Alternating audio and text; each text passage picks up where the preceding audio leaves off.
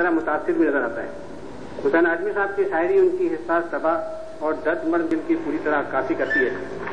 وہ نہ قدامت پرستوں کی طرح تاریخی عوامل اور گرد و پیش میں ہونے والی تبدیلیوں سے بے خبر ہیں، اور نہ ہی ترقی پسندوں کی طرح مذہب سے بیزار اور اچھی اور بری ہر پرانی روایت کو انقلاب کے نام پر پامال کرتے نظر آتے ہیں۔ حسین اعظمی صاحب کی شاعری میں ماضی کی صحت مند روایات کے ساتھ ساتھ موجودہ زمانے کے نئے نئے رجحانات بھی پوری آب سے نظر آتے ہیں۔ اس طرح یہ کہنا غلط نہ ہوگا کہ حسین اعظمی کی شاعری روایت پرستی اور نئے رجحانات کا حسین امتزاج ہے۔ حسین اعظمی کی یہ اشعار ان کی اعتدال پسندی کی دلیل ہے۔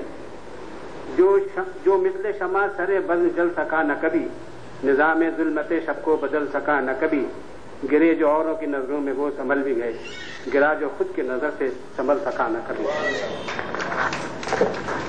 حسین اعظمی اپنے اسلوب بیان اور فکر میں جوش اور فیض سے بہت متاثر نظر آتے ہیں، اور کہیں کہیں تو جوش خطابت، آزادی فکر اور جرأت اظہار میں فیض اور جوش کے بہت قریب نظر آتے ہیں۔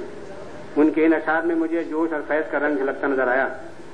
کب تک باندھے پیٹ پہ بھوکے آشاؤں کے پتھر یارو، ڈوبی جائے جیون نیا توڑ بھی دو لنگر یارو، اس نگری کی ریت یہی ہے، نگری کے سچے فنکار جیتے جی ٹھکرائے گئے اور پوجے گئے مر کر یارو، دھن دیوی ہو جس کے دوارے پاپ بھی اس کے پن کہلائے، پن بھی اس کے پاپ سے بدتر جو ہے یہاں بے زر یارو۔ حسین اعظمی صاحب کے اشعار میں ایک اور بڑی خوبی یہ ہے کہ ان میں ملکی اور سیاسی حالات کے اشارے بڑے خوبصورتی سے نظر آتے ہیں، اور اگر ان اشعار کو اس دور کے پس منظر میں پڑھا جائے جب یہ لکھے گئے تھے تو ان کا لطف دوبالا ہو جاتا ہے۔ حسین اعظمی صاحب کے کردار اور ان کی شخصیت کی ایک جھلک ان کے ان اشعار میں مجھے نظر آئی۔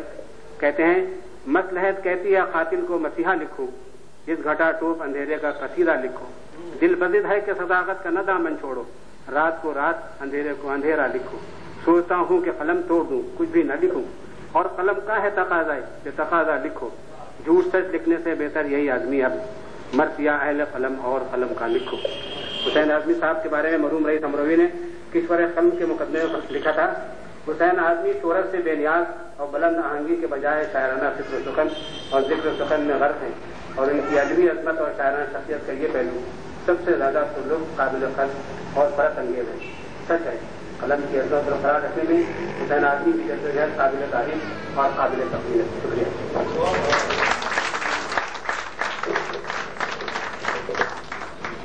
قابل اس کے کہ میں اس ادارے کے چیئرمین، ادارے فروغ اردو کے چیئرمین محترم صفدر فرداس صاحب کو اظہار خیال اور اظہار تشکر کے لیے زحمت دوں۔ ایک ضروری اعلان میں کرنا چاہتا ہوں۔ حضرت جوش مری آبادی کی فکری و ادبی خدمات جلیلہ کے سلسلے میں جو تقریباً نصف صدی پر محیط ہیں، خراج تحسین پیش کرنے کے لیے ادارے فکر و نظر کی جانب سے محترمہ ڈاکٹر عالیہ امام کی کتاب شاعر انقلاب کی تقریب رونمائی 2 جون کو منگل کے دن 5 بجے کسی آرٹ کونسل میں ہوگی، اور صدارت فرمائیں گے ہمارے بزرگ محترم سید ہاشم رضا صاحب۔ مقررین میں ان حضرات کے اسماء گرامی شامل ہیں جنہوں نے حضرت جوش کو قریب سے دیکھا ہے، ان کے کلام کو مطالعہ کیا ہے، اور میں یہ بات بھی بغیر اس کتاب کے پڑھے قبل از وقت کہہ رہا ہوں اور پورے اعتماد کے ساتھ کہ ڈاکٹر عالیہ امام صاحبہ نے حق ادا کیا ہوگا کتاب لکھنے کا۔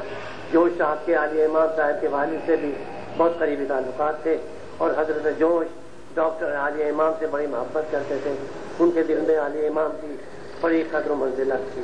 مجھے امید ہے کہ نہ صرف آپ حضرات بلکہ آپ کے احباب بھی اس تقریب میں تشریف لائیں گے۔ اب میں درخواست کر رہا ہوں محترم صفدر فرداس صاحب سے، جو ادارہ فروغ دانش کے چیئرمین ہیں، کہ تشریف لائیں اور اظہار خیال اور اظہار تشکر سے ہمیں ممنون فرمائیں۔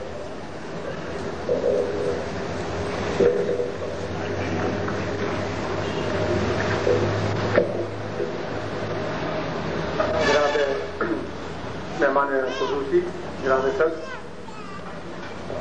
خواتین حضرات، آخر میں اہم فریضہ اظہار تشکر کا ہے۔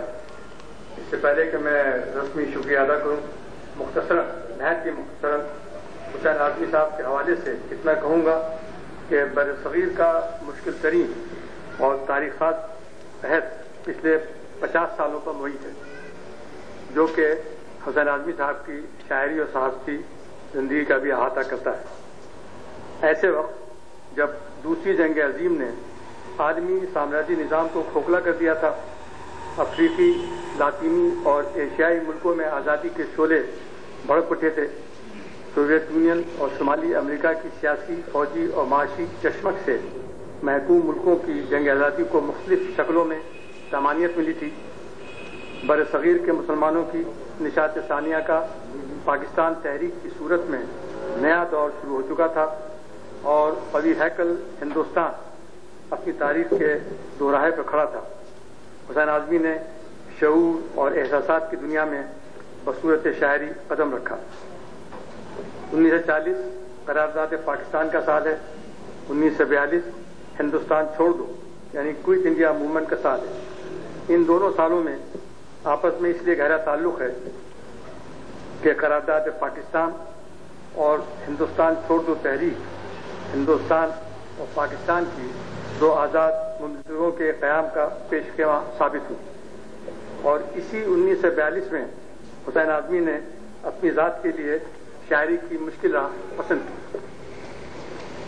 اور جب 1947 میں پاکستان وجود میں آیا تو انہیں یہ اطمینان ہوا کہ 1943، 44، 45، 46 اور 1947 کے ہم نوجوانوں نے بشمول اعظمی جس تحریک میں بھرپور حصہ لیا تھا وہ اتنی جلد کامرانی اور نصرت سے ہمکنار ہوئی.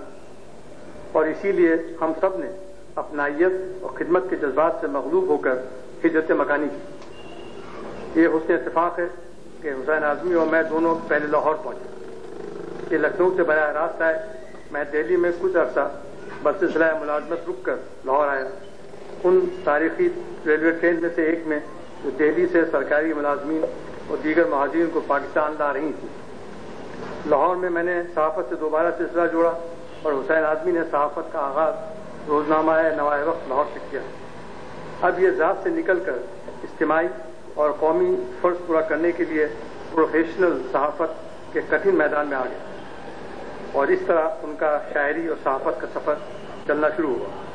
انہوں نے روزنامہ نوائے وقت، روزنامہ امروز، انجام، جنگ، روزنامہ حریت اور ابھی چند مہینوں پہلے تک روزنامہ امن میں ادارتی خدمات باحسن انجام دی. اداریہ نویسی کی، مستقل کالم لکھے، مضامین لکھے، قومی اور بین الاقوامی مسائل پر ٹھوس دلائل کے ساتھ لکھتے رہے.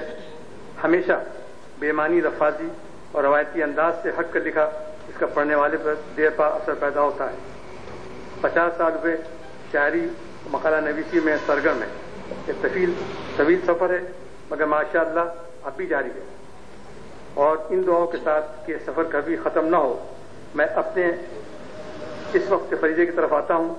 اور میں سب سے پہلے جناب راغب مروادی کا مشکور ہوں کہ انہوں نے ایک بار پھر ہمارے ادارے کی تقریب کی نظامت فرمائی اور یہ اہم فریضہ ادا کیا. میں جناب ایس اے علوی چیئرمین استقبالیہ کمیٹی کا بے حد مشکور ہوں.